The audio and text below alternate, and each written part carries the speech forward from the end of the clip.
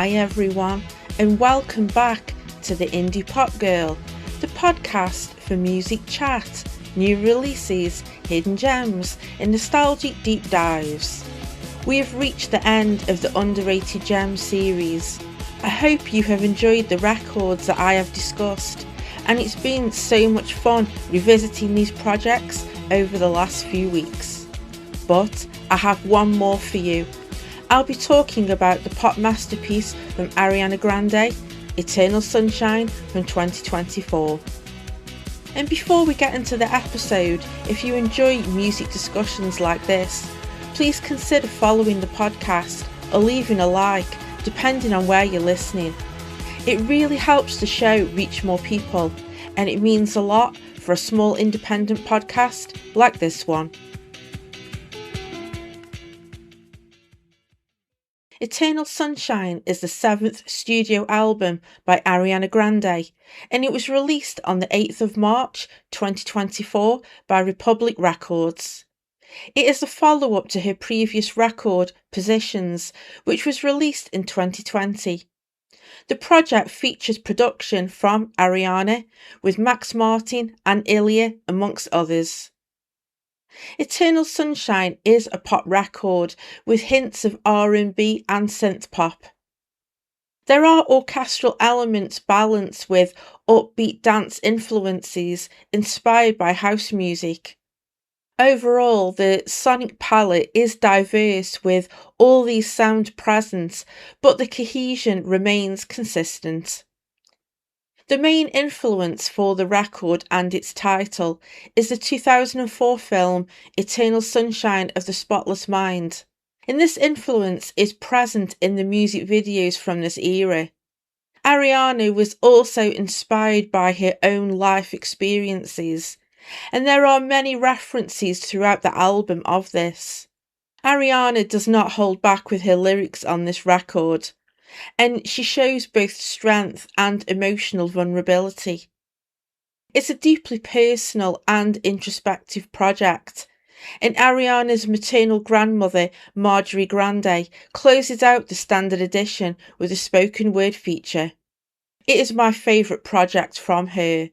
I have enjoyed a lot of Ariana's music over the years, but Eternal Sunshine is the first that fully connected as a whole body of work.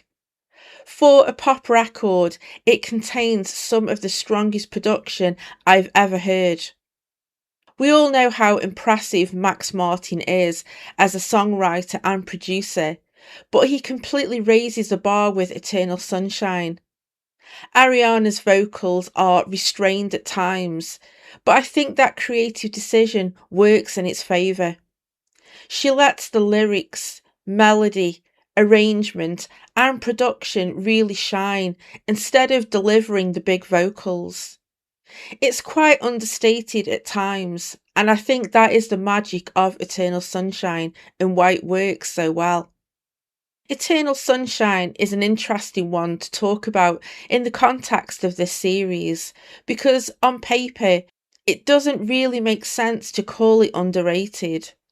This is Ariana Grande, one of the biggest pop stars in the world, and the album itself was a major release. It had the numbers, the attention, the anticipation. But I think this is a perfect example of how something can be widely heard and still not be fully understood. A lot of the conversation around this album wasn't really about the music. It was about everything surrounding it, her personal life, the headlines, the speculation. And when that happens, the actual work can get slightly lost in the noise. People listen, but they don't always sit with it. And this contains some of Ariana's strongest and most mature songwriting. Because when you do sit with Eternal Sunshine, what stands out isn't necessarily big, immediate moments. It's how cohesive it is. Like I mentioned, it's quite a subtle record in places. It doesn't shout for attention in the way some other pop albums do. It's more introspective, more controlled, and it reveals itself over time rather than all at once. And I think that kind of approach can be easy to overlook, especially now when everything is so fast and so focused on individual songs. This is an album that really benefits from being played start to finish, where you can actually feel the emotional progression. Even in terms of recognition, it felt like it didn't quite get the level of appreciation it deserved for how well put together it is. Not ignored, but maybe not fully acknowledged either. The production alone is some of the best I've ever heard on a commercial pop record. And don't even get me started on the Grammy snubs in the big four categories. So, despite the big numbers and sales, Eternal Sunshine is one of those understated and underrated pop releases in recent times, and I guarantee will be seen as a major influence for many artists in the years to follow.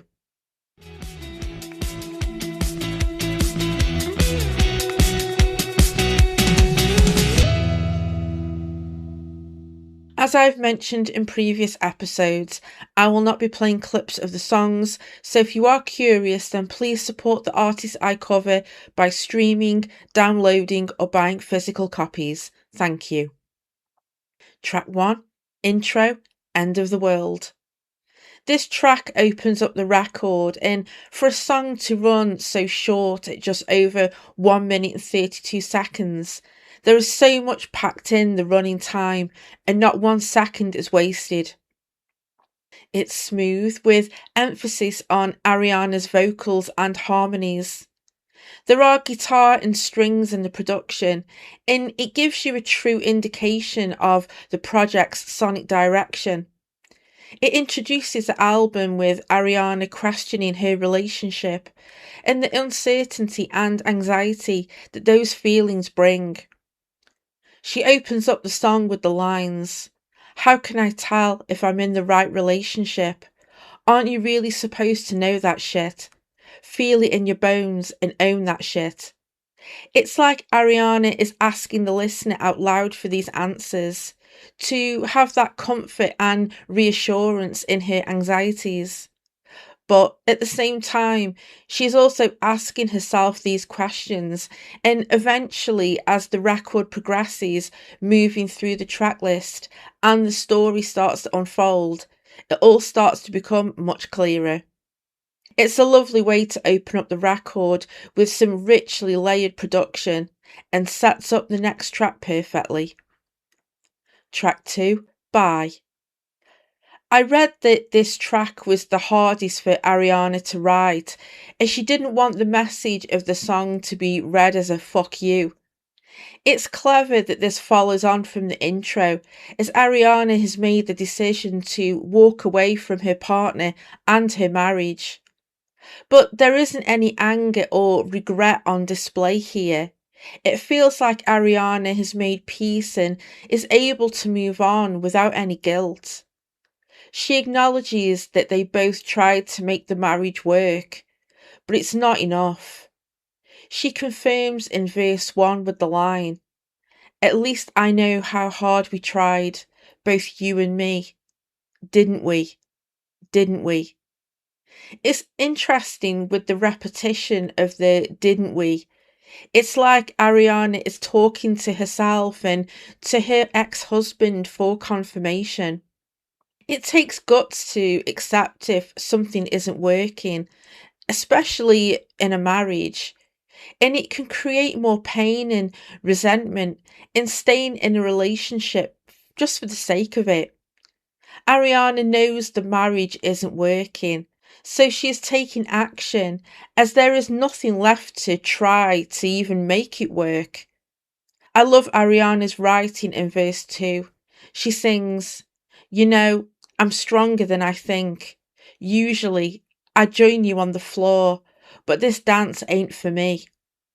She just wants to be present in her sadness and emotions and just ride it out. She will get to that point in the record, and I think Yes and is that moment for Ariana to let her hair down. But for now, she's just processing her feelings, taking accountability, and finding a way to move on positively. And despite the subject matter, the arrangement is upbeat. Bye is an up-tempo dance pop song, which is sonically inspired by 1970s music. It's catchy and warm, with hints of disco and lavish strings. The production is light, and Ariana shows off her vocal chops with some lovely melodies and vocal layering, which I have to say is the true strength of this record. Track 3, Don't Wanna Break Up Again. This track continues the lyrical themes from Bye, but sonically it shifts into something more melancholic and restrained. This track leans more into pop with a slight R&B feel, as the track shows a reluctancy to go through Ariana ending her marriage. Whereas Bye seemed clearer in Ariana's decision to end the marriage, this track has more uncertainty.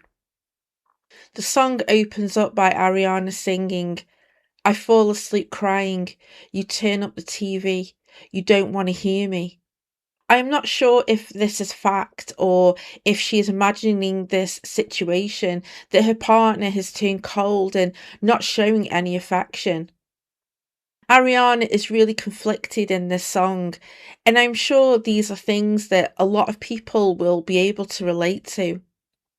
In the chorus, she says, I don't want to fuck with your head. It's breaking my heart to keep breaking yours again. They are just going round in circles, not getting anywhere with each other and in the marriage.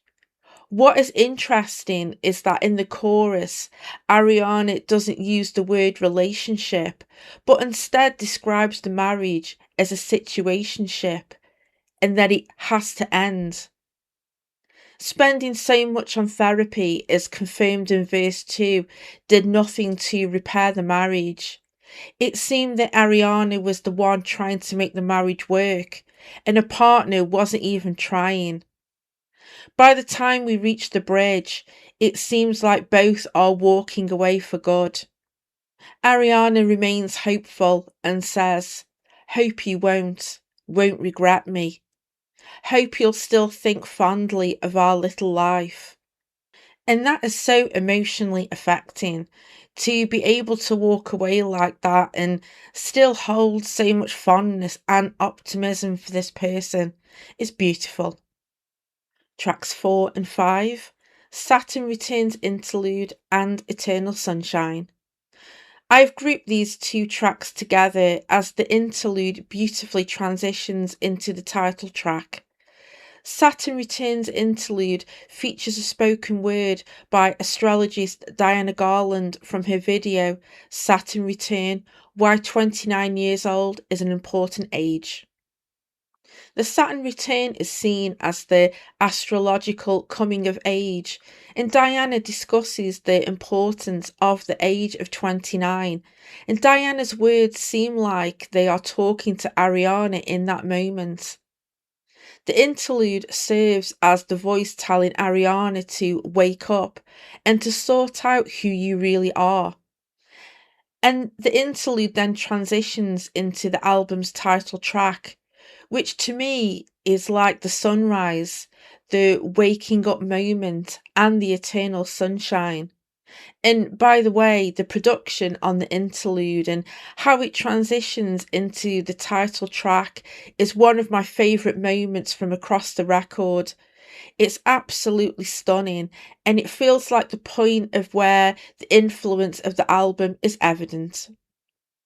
Eternal Sunshine feels like classic Ariana sonically. It's a pop and R&B song with hints of trap, which has become a signature sound for her since her 2018 record Sweetener. There is a lot going on lyrically in Eternal Sunshine. The lyrics feature a direct reference to the film Eternal Sunshine of the Spotless Mind, with the line in verse 2, So I try to wipe my mind. And if you have not seen the film, it's about a couple who undergo a procedure to erase each other and their memories after the couple have broken up. Not only is Ariana coming to terms with the breakdown in her marriage, she is also dealing with some personal grievances and faults with her ex, something which she avoided completely in track 2 by. I think following on from the interlude where Diana Garland was telling Ariana to wake up, this is the point in the record where the only way Ariana can finally put this relationship to bed and to move on is to wipe her mind of it all.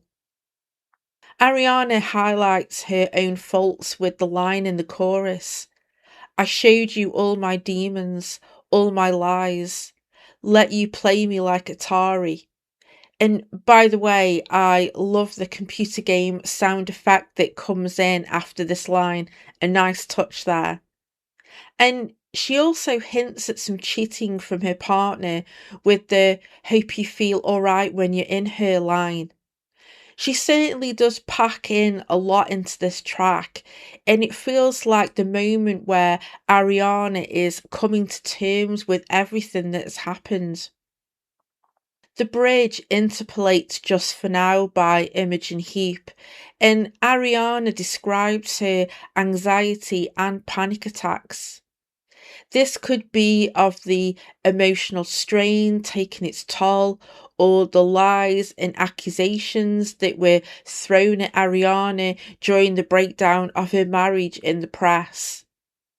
I always think that this is also a nod to her track Breathing from 2018, which is one of my favourite tracks from her. Honestly, I could go on with this track as there is so much to unpack. But it's a reminder of how strong Ariana is as a lyricist, as a songwriter, and producer. I feel that she doesn't get enough praise in those areas. Track 6, Supernatural. So, this track was an instant highlight for me when the record was released. I fell in love with it instantly, and I still feel the same way about it. The remix featuring Troye Sivan is also in regular rotation for me, and I love it when Ariana is in this soft, sultry lane. I think sonically it follows on from Eternal Sunshine perfectly, but this track leans more into synth pop territory. To have this song placed at the halfway point in the album makes perfect sense. Ariana is healing from the heartbreak, and in the song, she expresses her love for a new partner. She feels inseparable from this person and doesn't want that feeling to let go. The song is warm and it really complements Ariana's light and airy vocals. She uses a breathy tone throughout the track and it really works with the arrangement. One thing about this record that I notice is how understated Ariana's vocals are. She uses a more controlled, conversational, and less showy style, which I think is intentional and helps to keep the storytelling feel more direct. Track 7, True Story. True Story has been described by Ariana herself as an untrue story based on all untrue events. While the album as a whole draws inspiration from the 2004 film Eternal Sunshine of the Spotless Mind, this specific track focuses on themes of public perception, media villainization, and the roles she is forced to play in the eyes of others and in the public eye. Lyrically, the song addresses the intense media scrutiny and public speculation regarding her personal life and relationships. In the verses, she sings about being willing to play the villain or the bad girl, if that is what people want to see, acknowledging that she cannot control the narrative. Ariana explained to Apple Music's Zane Lowe that the song serves as a setup for the following track, The Boy Is Mine. It establishes a bad girl persona that flows directly into what she calls a bad girl anthem for her fans. She also plays into the cinematic themes of the album title with the roll the cameras please and but I'll play whatever part you need me to lines, which allude to Ariana's public life as a scripted performance. The press, the paparazzi, the intrusion, the gossip, and all of the untrue allegations written about her relationships and life. This contains some of my favourite vocals from Ariana. Her harmonies and layering are truly out of this world. She sounds so crystal clear on this record, and the immaculate production is clean and so well balanced. I think this is the sassy point in the record, the first of three tracks which Ariana is not taking any more shit from the men in her life and the god awful press. If you're listening right now and enjoying this is your cue to hit like before you forget. I really do appreciate all of the support. Thank you. Track 8, The Boy Is Mine. I will be honest, it took me a while to fully warm up to this track. The 90s, 2000s vibe just isn't my cup of tea at all, but I think my opinion started to change when it was released as a single. Hearing it on the radio and seeing the video made me appreciate the track, and I really dig it now. It works in the context of the album's narrative and makes perfect sense to have this following on from True Story. The Boy Is Mine takes inspiration from the classic 1998 duet of the same name by Brandy and Monica, and all three artists came together for the remix, which was released in June 2024. Sonically, it pulls from the late 90s and early 2000s R&B with some trap influence. It was also inspired by a leaked demo that Ariana was working on, originally for a comedy sketch. It's got some great bass, something which I never really noticed before. I love how Ariana plays into the bad girl persona, and playing a Catwoman character in the music video ties in with the Eternal Sunshine's cinematic influence and aesthetic. It's a bit tongue in cheek, a bit naughty and provocative, but it brings in the sass in the middle of the record to balance out the subdued sadness in the other tracks and sets up the next track perfectly. Track 9, Yes and. Yes and was released as the lead single for Eternal Sunshine back in January 2024, and I had to go back and do a bit of digging with reviews and opinions for this track. I remember at the time that the reaction to this was slightly mixed, especially online, so I just needed to refresh my memory. I know music is subjective, but this track ticks all the boxes for me. Yes and is everything that I want in a pop song and more. From the empowering lyrics, Ariana's vocal performance, the arrangement and the instrumental, to the outstanding production, it's got all the irresistible ingredients in how to make the perfect pop song.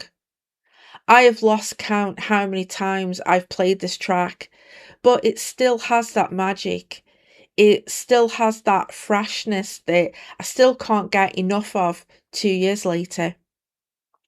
The track is a dance pop song with house music elements, specifically inspired by Madonna's Vogue from 1990. Maybe releasing this as a lead single was slightly misleading. It probably gave the general public the idea that Ariana was releasing a house music album on the basis of this song. Yes, and really doesn't sound like anything else on Eternal Sunshine, and it could be seen as the red herring from the record. It certainly makes a statement as it's high energy and designed to grab attention. I think Ariana's decision was such a smart move. Despite the mixed reaction, the song was commercially successful and debuted at number one on the Billboard Hot 100. The lead single is supposed to make a statement. And yes, Eternal Sunshine didn't turn out to be a full house pop record, but within the context of the album, Yes and makes perfect sense. Ariana is addressing the negative press she received, the gossip and hate that was spread about her and her relationships. Being called a home wrecker, and the song is about Ariana overcoming this dark time in her life. She is focused on her self confidence, and the music video is an extension of that. Inspired by Paula Abdul's 1989 video to Cold Hearted, the video received praise, especially with the choreography.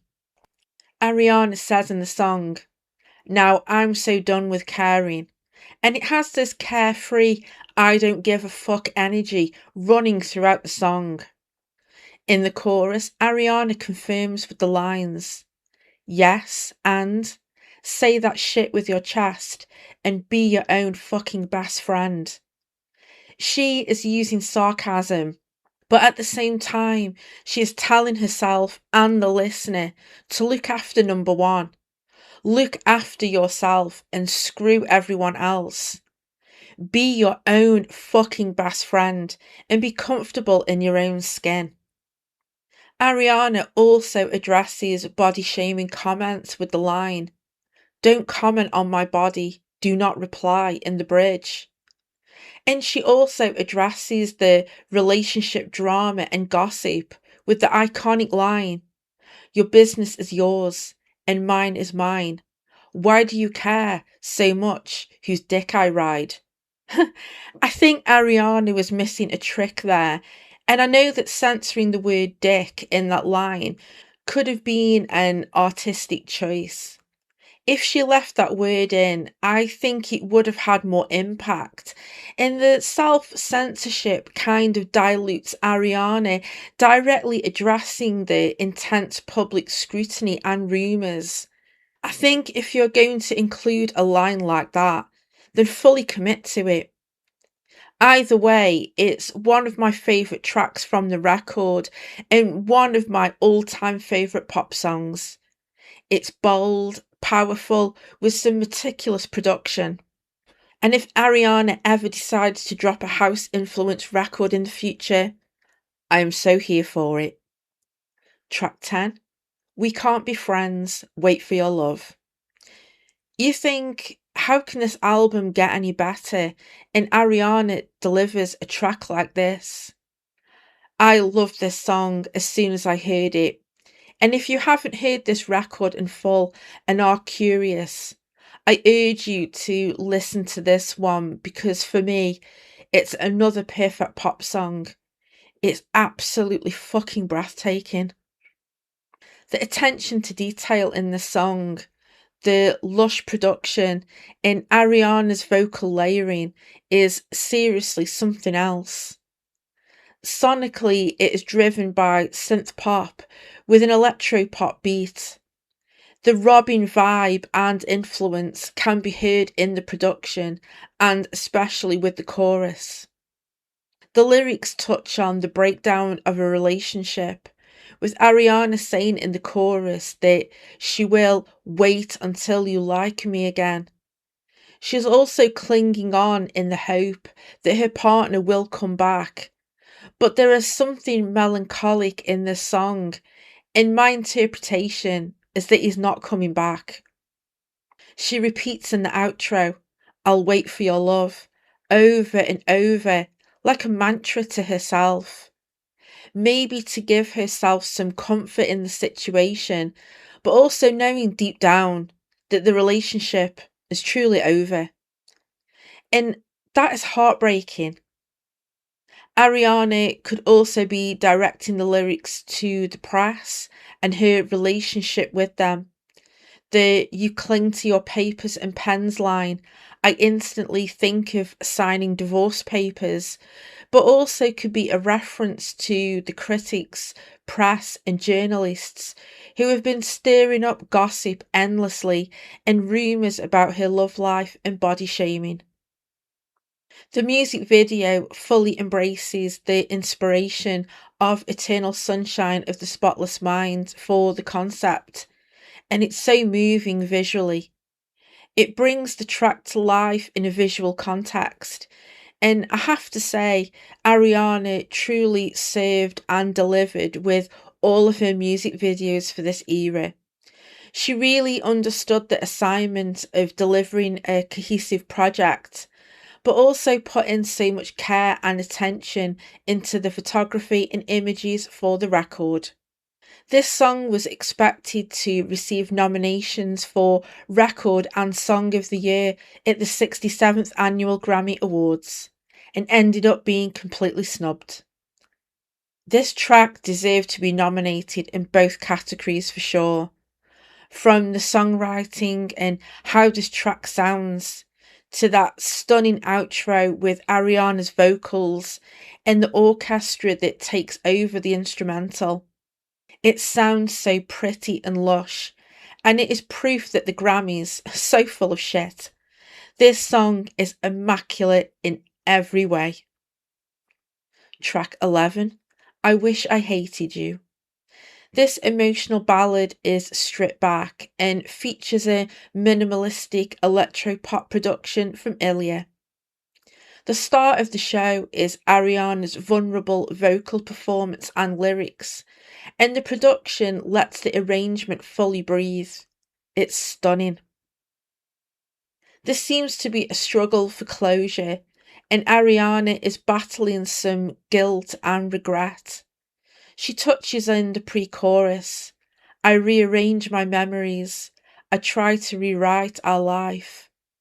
Again, she is tying in the comparisons and influence to the film Eternal Sunshine of the Spotless Mind.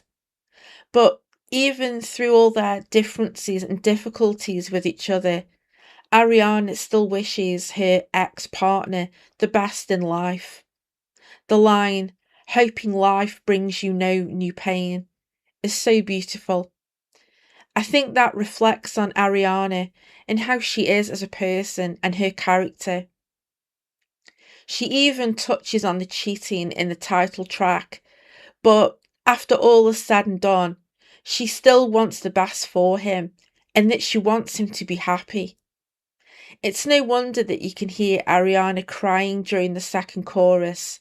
There is definitely a vocal crack, and it adds to the rawness, and I'm glad that they decided to keep that in. She also confirmed that it's a song that she will never perform live, as I assume it's something that she doesn't want to keep revisiting those raw, painful memories and emotions, and I really respect Ariana for that. Track 12, Imperfect for You. For the penultimate track, Ariana switches things up sonically, and this one has some really interesting production. Ariana confirmed that this track was the last song that was finished for the record, and it's her favourite. It's got a trippy, psychedelic feel to it, in Ariana's words, rubber soul vibes, and it's something you wouldn't expect from her, but in this context, it really works. The guitar tone is very unusual, like it's out of tune or something, but it adds to that trippy vibe that Ariana was describing. She also revealed that the song is about their unconditional acceptance from family and friends who make space for our imperfections with their own. There is some sonic dissonance present, especially in the chorus. The unique chord progression intentionally feels slightly off or unstable. Like the out of tune guitar that I described, The musical tension mirrors the song's theme of finding beauty in messy, imperfect situations.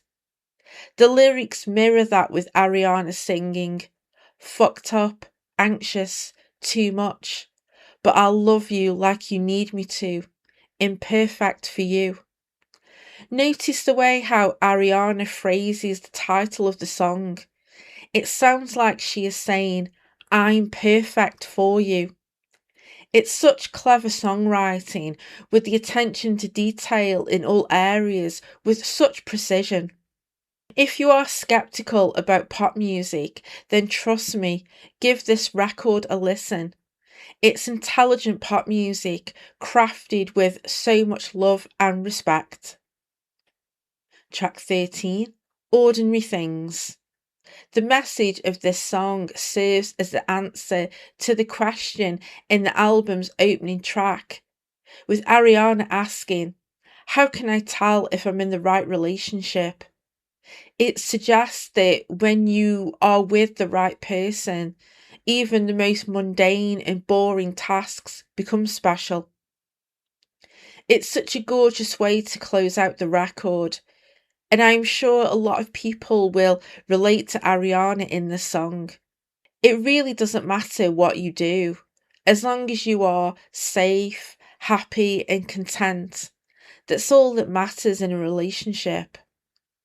Sonically, it's quite dreamy and just floats along, which encapsulates finding that magic with someone you love. Ariana's vocals are quite ethereal, which adds to the dreaminess in the production. The song and record ends with a spoken word message from Ariana's grandmother, Nonna. There is some wisdom shared by Nonna, and the recording was a voice memo from a conversation Ariana had with Nonna and her friend Shirley. It's such a nice personal touch and ends Eternal Sunshine in a satisfying way. It also gives the record a true sense of closure. It still lingers well after the record is finished. It makes you reflect on the emotional journey Ariana has gone through, while also finding pieces of your own experiences within the record. I have personally found a lot of comfort in Eternal Sunshine. It feels like a warm hug, that everything is going to be alright in the end, and I love that. It truly is a beautiful piece of work, possibly the one that is the most underrated in Ariana's discography, but the one that is the most rewarding.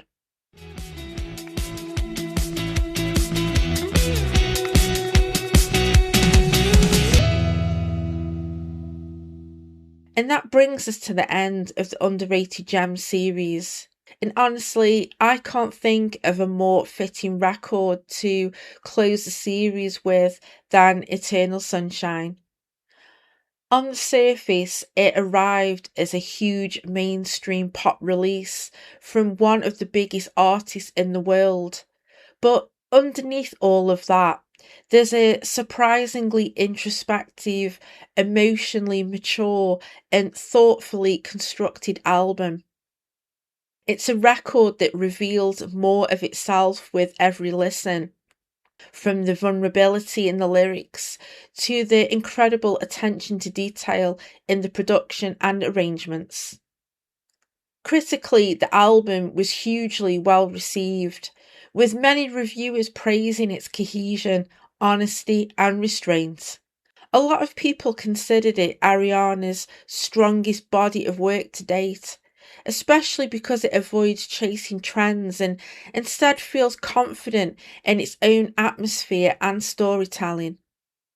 The production across the album is genuinely outstanding, subtle when it needs to be, cinematic in other moments, and packed with little details that make repeated listens so rewarding.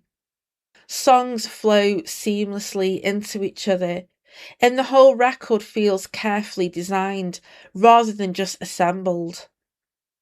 That's part of why the Grammy conversation around the album felt frustrating for a lot of fans and critics. While Eternal Sunshine did receive recognition, many people felt it was overlooked in some of the major categories where it absolutely deserved to compete.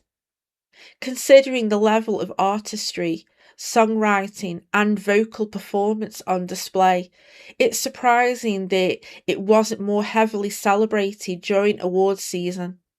In a year full of massive pop releases, this was one of the records that felt the most emotionally complete. And then there's the deluxe edition, which somehow managed to deepen the album even further.